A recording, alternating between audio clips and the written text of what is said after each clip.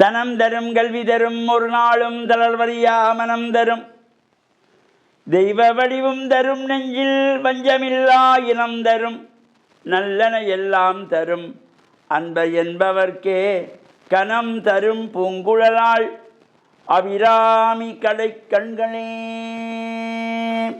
ஓம் நமச்சிவாய. மேன்மைகள் சைவ நீதி விளங்குக உலகமெல்லாம். நோயற்ற வாழ்வே குறைவற்ற செல்வம். அந்த நோய் நொடி இல்லாத வாழ்வு இந்த உலக மக்கள் எல்லோரும் வாழ வேண்டும் என்று கலியுகத்தின் காந்தமலை ஜோதியாகிய சபரிமலை சுவாமி ஐயப்பனுடைய திருவடிகளை சிறந்தாழ்த்தி அனைவருக்கும் சர்வதேச இந்து மத குருபீடம் அகில இலங்கை சபரிமலை ஸ்ரீ சாஸ்தாபுரத்தின் சார்பில் இனிய வணக்கங்களும் நல்லாசிகளும். என்றும் மங்களகரமான குரோதி வருஷம் தை மாதம் 16ஆம் நாள் 29/1/2025 புதன்கிழமை. இன்று மலர்ந்திருக்கின்ற இன்றைய பொழுதும் நம் எல்லோருடைய வாழ்விலும் எல்லாவிதமான சிறப்புகளும் வெற்றிகளும் கிடைக்க வேண்டும் என்று பிரார்த்தித்து, இன்று புதவாரம் என்கின்ற அற்புதமான புதன்கிழமை.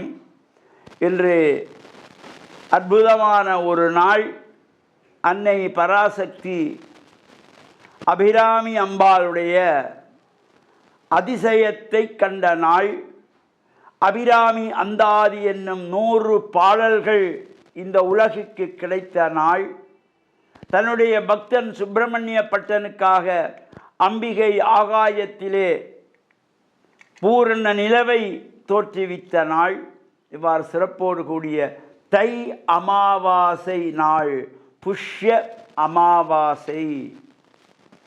இன்று இந்த தை அமாவாசையிலே பல்வேறு ஆலயங்களில் நடைபெறுகின்ற அபிராமி பட்டருடைய உற்சவங்கள் வழிபாடுகளும் கலந்து கொள்வதோடு, அப்பா அம்மா இல்லாதவர்கள் இந்த உத்தராயணம் ஆரம்பித்தவுடனே வருகின்ற அமாவாசை இந்த பிதிர்களுக்கு கடன் செய்வதற்கு ஒரு சிறப்பு.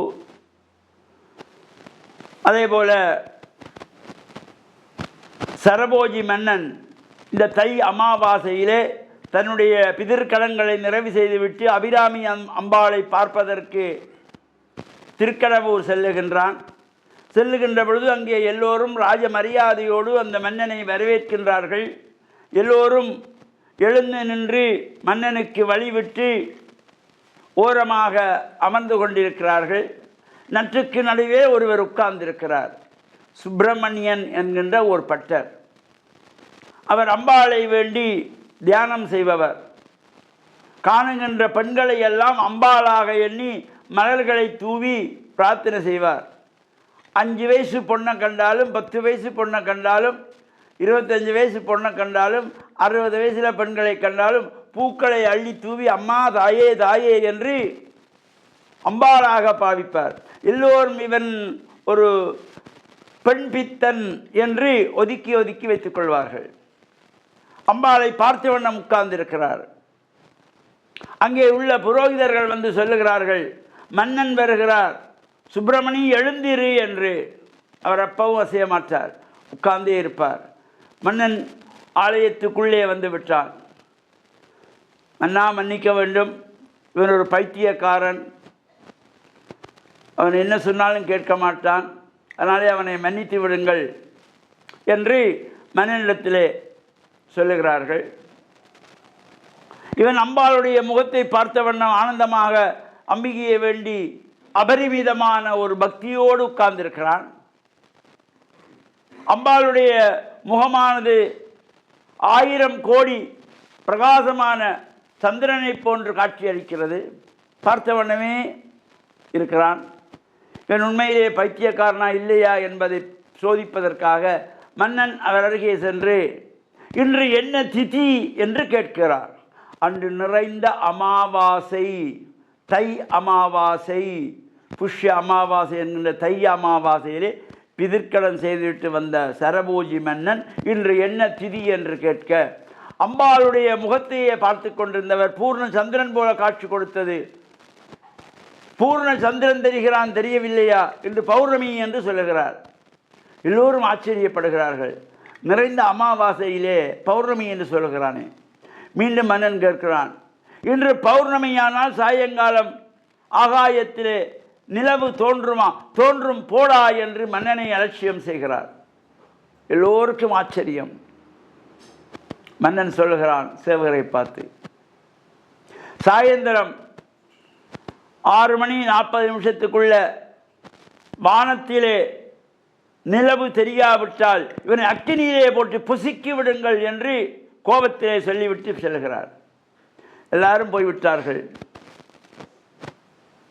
அப்புறம் இந்த கோயிலில் உள்ள குருமார்கள் இந்த சுப்பிரமணிய பட்டணத்திலே வந்து, சுப்பிரமணி பெரிய தப்பு பண்ணிட்ட, மன்னன் வந்தான், இவ்வாறெல்லாம் நடந்தது என்று சொல்லுகிறவன், எனக்கு எதுவுமே தெரியாது.